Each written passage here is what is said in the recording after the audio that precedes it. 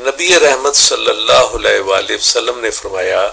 7 قسم کے آدمیوں کو اللہ تعالیٰ اپنے عرش کے سایہ میں رکھے گا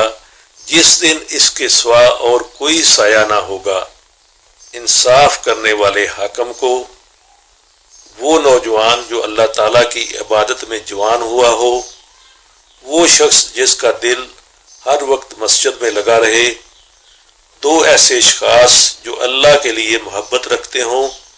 اسی پر وہ جمع ہوئے اور اسی پر جدا ہوئے، ایسا شخص جسے کسی خوبصورت اور عزت دار عورت نے بلایا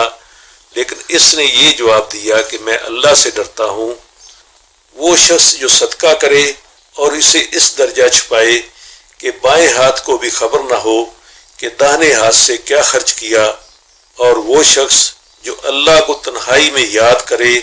اور اس کی آنکھیں آنسوؤں میں بہنے لگ جائیں۔ ایک چھوٹی سی گزارش کہ ویڈیو کو لائک اور آگے شیئر نیکی کی نیت سے لازمی کیا کریں کہ نبی پاک صلی اللہ علیہ وآلہ وسلم کا فرمان ہے کہ میری حدیث سن کر آگے پھیلائیں، اور آپ صلی اللہ علیہ وآلہ وسلم نے دعا بھی فرمائی، اللہ اس شخص کو آباد فرمائے جس نے میری حدیث سن کر آگے پھیلائی، اور چینل کو سبسکرائب بھی لازمی کر لیا کریں۔ جزاک اللہ خیر۔